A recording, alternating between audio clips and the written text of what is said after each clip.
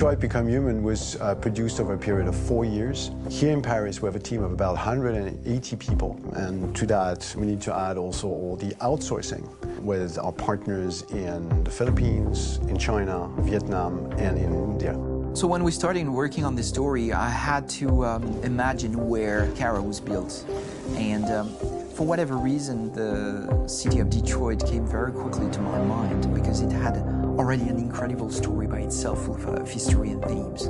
So we traveled there with the team, and we were really moved by what we saw, and we could really feel the desire to fight and really be born again. And we just continued this curve, this growth, and just imagine what Detroit would be like if the android industry was, using these huge factories to build androids there.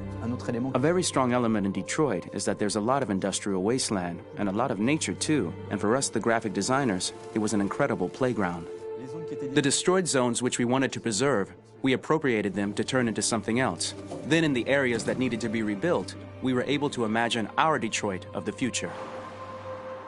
We didn't want to make a science fiction universe, but a world of anticipation. If we chose science fiction, we could have imagined flying cars, extraterrestrials, but those things are very far from our current everyday life. Anticipation is more about gleaning from our contemporary reality, the one we know, because Detroit is set in 2038, and 2038 is tomorrow. The difficulty we had was sticking to reality. That is to say, technology becoming more and more invisible, a lot more elegant, and at the same time, making it visual. So all the computer equipment, autonomous cars, we simply had to invent. They are in fact very technological objects, but at the same time remain very credible and ingrained in reality. To create a cohesive universe in the fashion and clothing of the human characters in 2038, I didn't want to put an accent on strange shapes, or really vibrant colors, and things we wouldn't know. That I wanted to keep for the androids.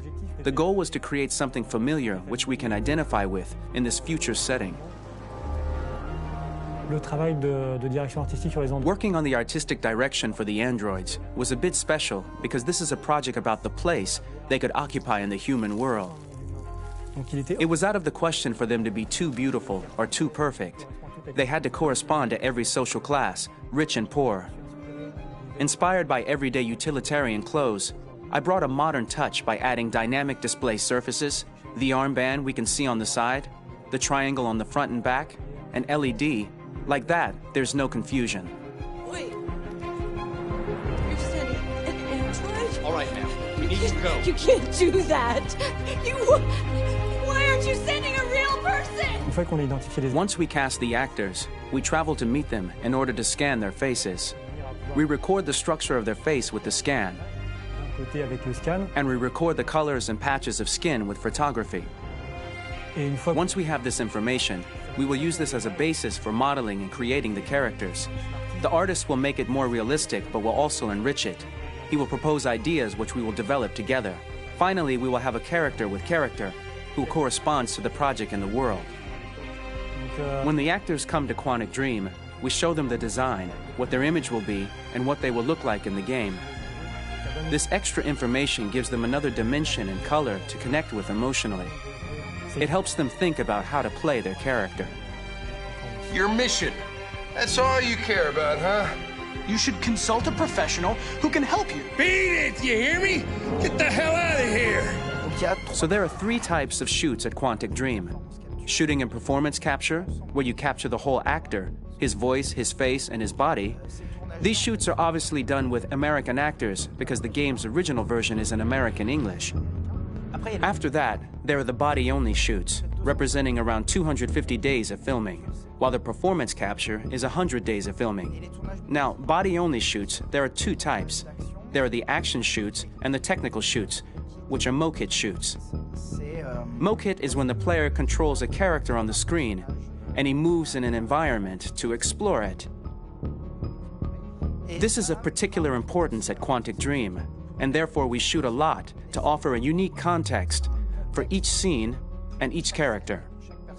To prepare a motion capture shoot, we first get together to look at the sets we need, the animations that we want to shoot, which ones need to be grouped together, or which ones need to be cut and shot at another time, so that we get the most out of the shooting day. This often means shooting scenes out of order, especially those with big props or accessories, like a big car, for example. So we shoot all the animations related to that particular prop first.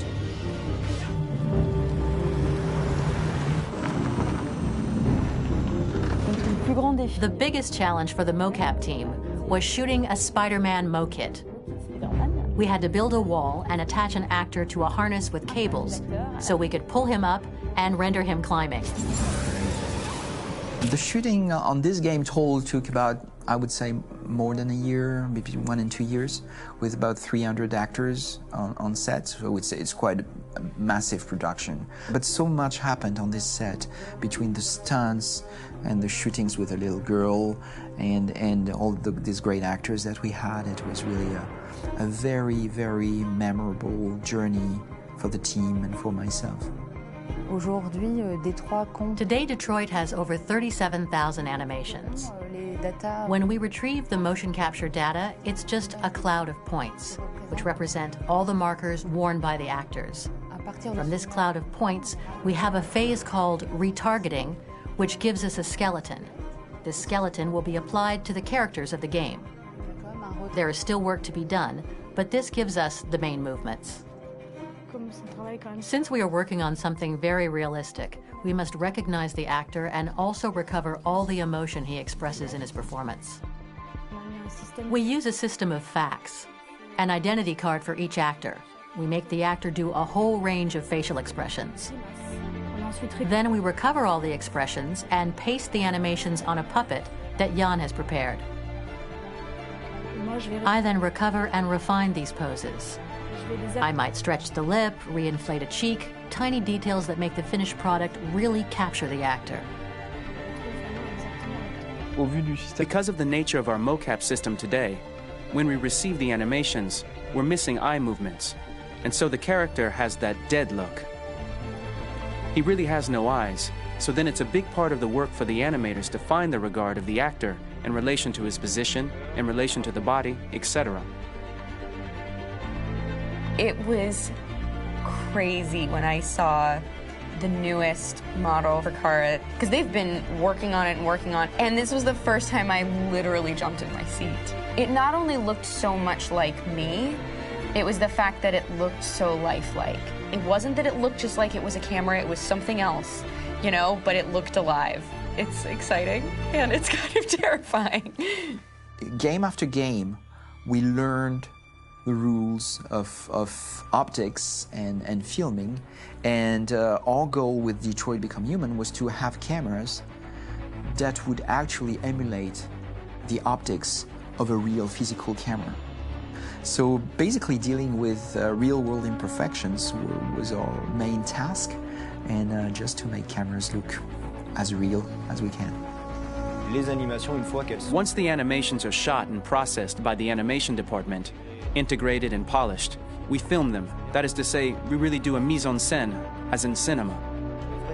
The real difficulty of our job is to know if these cameras are telling us something. Are they in the emotion of the scene? Do they describe exactly what the action must convey, what must be felt? The most important challenge for me was one of the final scenes where Marcus decides to start the revolution and go to the battlefield. Very quickly, we imagined this to be a huge sequence shot. We wanted the feeling of a cameraman running behind us while showing Marcus, the androids who help him, the person shooting at us, etc. Above all, it was necessary to say to oneself, this scene is very violent but does not glorify war. On the contrary, that war is something improbable and absurd. It was really a fun challenge. The idea was to say we have 3 characters. We would like each of them to have a specific cinematography. We wanted Kara to be much more filmed with some kind of handheld camera, to have something very living, very breathing. For Connor, we wanted something very cold and very perfect. And for Marcus, we wanted something epic and spectacular. So it was about the filming, but it was also about the photography.